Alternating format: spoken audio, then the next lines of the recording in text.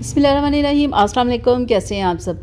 आज मैं एक बहुत ज़बरदस्त सी रेसिपी आप लोगों के लिए लेके आई हूँ। बहुत ज़बरदस्त स्नैक्स लेके आई हूँ जिससे आप सुबह नाश्ते में खा सकते हैं, शाम की चाय के साथ खा सकते हैं या इफ्तारी में मिनटों में बना सकते हैं। जिसके लिए हमें सिर्फ 2 अदद आलू चाहिए।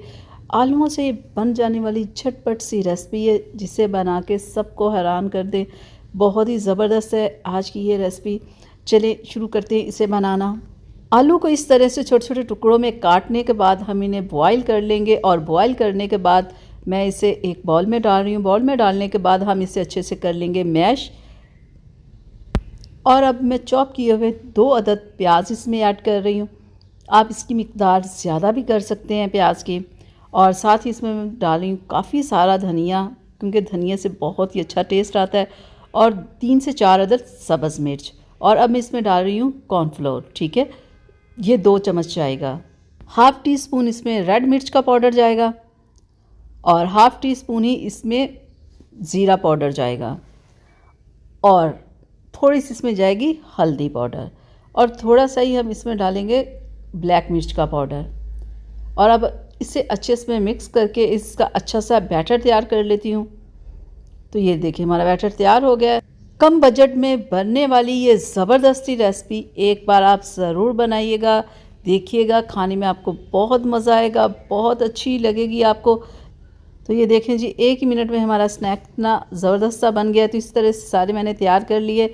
अब इनकी कोटिंग कैसे करनी है, जिसके लिए मैंने ब्रेड क्रम्स लिए हैं और साथ मैं बना रही हूँ इधर ये मैदा है। मैदे में हम पानी डाल के इसका घोल तैयार कर लेंगे, यानी कि पेस्ट बना लेंगे इसका इस तरह से। ये देखें ये बन गया।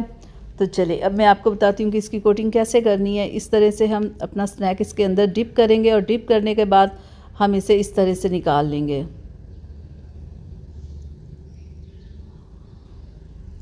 और अब हम ब्रेड क्रम्स के अंदर इसे इस तरह रखने के बाद फिर इसके ऊपर हम ब्रेड क्रम्स लगाते हैं इस तरह से।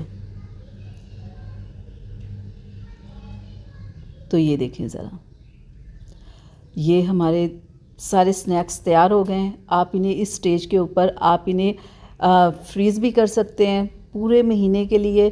आप इसे जब ज़रूरत हो आप इन्हें निकालें 5 मिनट पहले और इन्हें फ्राई कर लें। आप यहाँ इन्हें बना भी सकते हैं और इन्हें यहाँ पे फ्रीज़ भी कर सकते हैं। ठीक है, फ्रीज़ करने के लिए आपको फ्रीज़र में नहीं रखना पड़ेगा।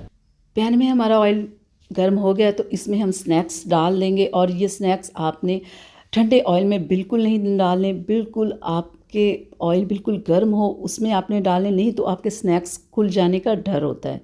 तो बिल्कुल आपका ऑयल बहुत ज़्यादा गर्म होना चाहिए। ठीक है, और जब आप स्नैक्स डाल दें तो फिर आपने फ्लेम को थोड़ा लो कर देना है।